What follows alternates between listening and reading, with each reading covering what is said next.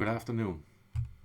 Today I want to look at a little video of Paul Murphy from the People Before Profit Party, because something he said reminded me of something I'd read recently. So I want to go and track a brief history of this sort of thinking. And I will be watching the video first, and then I will be looking at Andrew Carnegie, and I will be quoting a chapter or an excerpt from this book, which is Wall Street and the Bolshevik Revolution, which is written by Anthony Sutton, who was a professor of economics in the California State University. So there'll be a bit of reading involved in this. I hope you bear with me. I will also be reading a little bit from this book by Kerry Bolton, The Perversion of Normality. So I'll have a few quotes from that. But we'll start with the Paul Murphy video. And there's two parts where he's speaking, so I'm going to look at both of them. It's to do with inheritance tax, by the way. So we'll get on. Isn't theft for the state to tax money that someone gets? If you're a teacher, if you're a nurse, if you're a construction worker, you're paying tax, marginal rate of tax of 52%. Alan wants to get rid of inheritance tax altogether. This family home thing is a bit of a scream. He wants to get rid of the inheritance tax altogether, which means that a multi-millionaire could pass on hundreds of millions of euros to a child, and they would not pay a cent in tax. Yeah, whereas the ordinary worker who's paying 52%. If you had millions to hand down, would you want your children to have it? Another part here.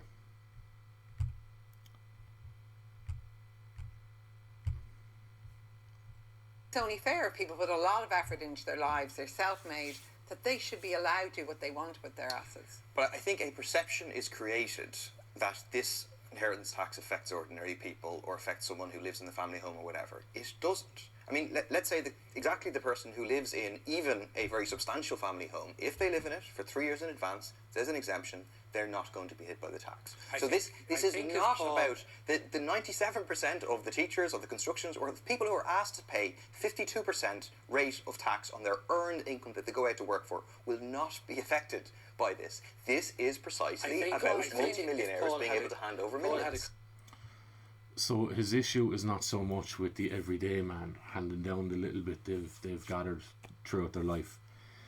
It's aimed at a particular section of the population, which is millionaires.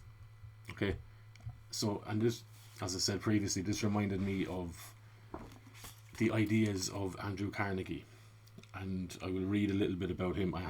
There's a synopsis there on the screen, but I'm going to read some of the extended quotes from this book, the Kerry Bolton book. So in terms of competition, we have Andrew Carnegie say, quote, "We accept and welcome, therefore, as conditions to which we must accommodate ourselves, great inequality of environment, the concentration of business, industrial and commercial in the hands of a few, and the law of competition between these, the few, as being not only beneficial but essential for the future progress of the race." I'll go on to another quote. Here he's speaking specifically about inheritance tax as well. And he says, "The state of Pennsylvania now takes, subject to some exceptions, 1/10 of the property left by its citizens. The budget presented in the British Parliament the other day proposes to increase the debt duties, and most significant of all, the new tax is to be a graduated one. Of all forms of taxation, this seems the wisest. I continue.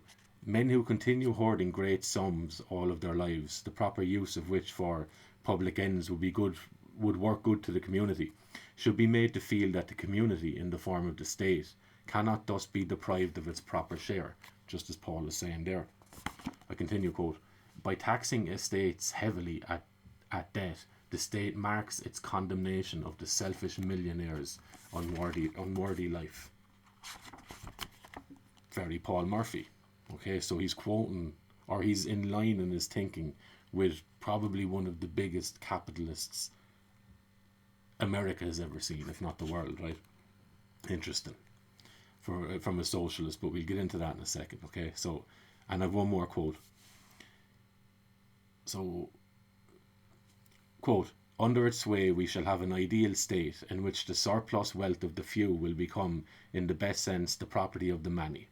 Because administered for the common good, heard that word before, and this wealth passing through the hands of the few can be made a much more potent force for the elevation of a race than if it had been distributed in small sums to the people themselves.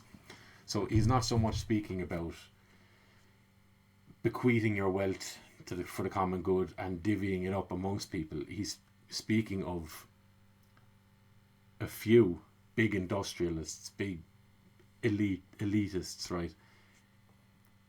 Them controlling where this money goes. And so you would imagine then that Andrew Carnegie would have bequeathed his wealth to America. But what he did do, he's known as a philanthropist, is he pushed all of his wealth, or funneled all of his wealth, into tax-exempt organizations and tax-exempt charities, right? So he's kind of sidestepping the tax of the wealthy upon debt. And he's saying it's good enough for ye, the few little maybe self-made millionaires, but for us, no. We will put our money to work through charities and organizations that then sponsor social scientists, social engineers and stuff like that, right? So what did the Carnegie charities get up to? And here, this is what you're seeing on the screen there is an excerpt from this book, the Anthony Sutton book, and I'm going to read it on the screen. It is a little bit lengthy, but it's worth reading. So we get on. The Marburg Plan. The Marburg Plan, financed by Andrew Carnegie's ample heritage, was produced in the early years of the 20th century. It suggests premeditation for this kind of superficial schizophrenia, which in fact masks an integrated program of power acquisition. The governments of the world, according to the Marburg Plan, were to be socialized, while the ultimate power would remain in the hands of the international financiers to control its councils and enforce peace, and so provide a specific for all the political ills of mankind. This idea was knit with other elements with similar objectives. Lord Milner in England provides the transatlantic example of banking interests recognizing the virtues and possibilities of Marxism. Milner was a banker, influential in British wartime policy and pro-Marxist. In New York, the Socialist X Club was founded in 1903. It counted among its members not only the communist Lincoln Steffens, the socialist William English Walling, and the communist banker Morris Hillquit, but also John Dewey, who's known as the father of modern education. James T. Shotwell, Charles Edward Russell, and Rufus Weeks, vice president of New York Life Insurance Company. The annual meeting of the Economic Club in the Astor Hotel, again, old family names, right? Wealthy family names. New York witnessed socialist speakers. In 1908, when A. Barton Hepburn, president of Chase National Bank, was president of the Economic Club, the main speaker was the aforementioned Morris Hillquit, who had, quote, had abundant opportunity to preach socialism to a gathering which represented wealth and financial interests. End quote. From these unlikely seeds grew the modern internationalist movement, which included not only the financiers Carnegie, Paul Warburg, Otto Kahn, Bernard Baruch, and Herbert Hoover, but also the Carnegie Foundation and its progeny, International Conciliation. The trustees of Carnegie were, as we have seen, prominent on the board of American International Corporation. In 1910, Carnegie donated $10 million to found the Carnegie Endowment for International Peace, and among those on the board of trustees were Elihu Root, Cleveland Dodge, George Perkins, G.J. Balk, R.F. Herrick, H.W. Pritchett, and other Wall Street luminaries. Woodrow Wilson came under the powerful influence of, and indeed was financially indebted to, this group of internationalists. As Jennings C. Wise has written, quote, historians must never forget that Woodrow Wilson made it possible for Leon Trotsky to enter Russia with an American passport, end quote. But Leon Trotsky also declared himself an internationalist. We have remarked with some interest his high-level internationalist connections, or at least friends in Canada. Trotsky then was not pro-Russian or pro-Allied or pro-German, as many have tried to make him out to be. Trotsky was for world revolution and for world dictatorship. He was, in one word, an internationalist. Bolsheviks and bankers have then this significant common ground: internationalism. Revolution and international finance are not at all inconsistent if the result of revolution is to establish more centralized authority. International finance prefers to deal with central governments. The last thing the banking community wants is laissez-faire economy and decentralized power, because these would disperse power. This, therefore, is an explanation that fits the evidence. This handful of bankers and promoters was not Bolshevik or communist or socialist or Democrat or even American. Above all else, these men wanted markets, preferably captive international markets, and a monopoly of the captive world market as the ultimate goal. They wanted markets that could be exploited monopolistically without fear of competition from Russians, Germans, or anyone else, including American businessmen outside the charmed circle. This closed group was apolitical and amoral.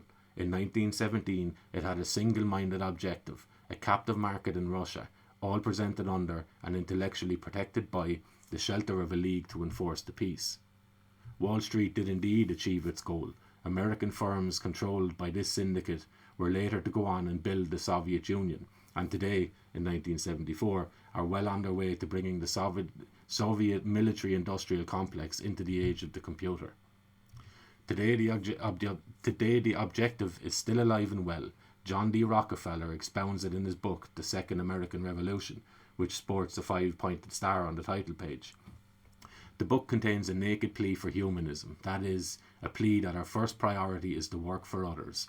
In other words, a plea for collectivism. Humanism is collectivism. It is notable that the Rockefellers, who have promoted this humanistic idea for a century, have not turned their own property over to others. Presumably, it is implicit in the recommendation that we all work for the Rockefellers. Rockefeller's book promotes collectivism under the guise of cautious conservatism and the public good. It is in effect the plea for the continuation of the earlier Morgan Rockefeller support of collectivist enterprises and mass subversion of individual rights. In brief, the public good has been, and is today, used as a device and an excuse for self-aggrandizement by an elitist circle that pleads for world peace and human decency.